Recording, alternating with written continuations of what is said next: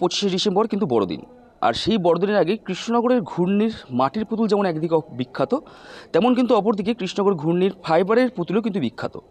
দেখা যাচ্ছে যে কৃষ্ণনগরের এই ঘূর্ণির ফাইবার পুতুলের যেখানে বিখ্যাত, সেই কারখানাগুলোতে জোসেফ, মেরি অর্থাৎ যিশু খ্রিস্টের যে ছোটোবেলার চিত্রগুলো, সেগুলো কিন্তু তারা তৈরি করছে বিভিন্ন ফাইবারের মাধ্যম দিয়ে।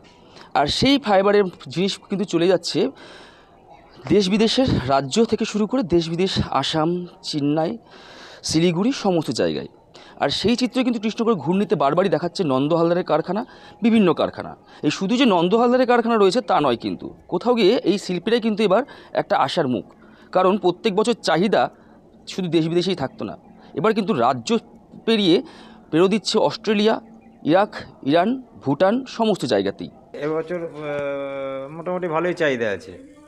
হ্যাঁ, মাল করে ওঠা যাচ্ছে না, এরকম চাহিদা রয়ে গেছে। এই বাইরে আসাম, হ্যাঁ, এদিকে সব জায়গাতেই যায়। হ্যাঁ, সব জায়গাতেই যায়। এখানে গোসলা সেট এখন সিজনের সময় গোসলা সেট হচ্ছে। হ্যাঁ, তাছাড়া 12 মাস তো নানা রকম ধরনের মাল হয়। হ্যাঁ, এগুলো কিসের তৈরি হচ্ছে? এগুলো ফাইবারের। এবার প্রত্যেক বছর যেমন চাহিদা থাকে, এবছর কি একই চাহিদা? হ্যাঁ, একই। গতবার যেমন ছিল তার থেকে বেশি? না, তার থেকে বাড়েনি, একই রকমের রয়েছে। সবসময় প্রত্যেক বছরেই বেশি থাকে।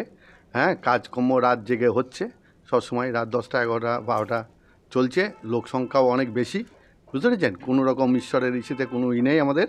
সবসময় সারা বছর কাজ করি এতগুলো ছেলেপেলেকে নিয়ে, আর কোনো রকম আমাদের ঘাটতি হয় না।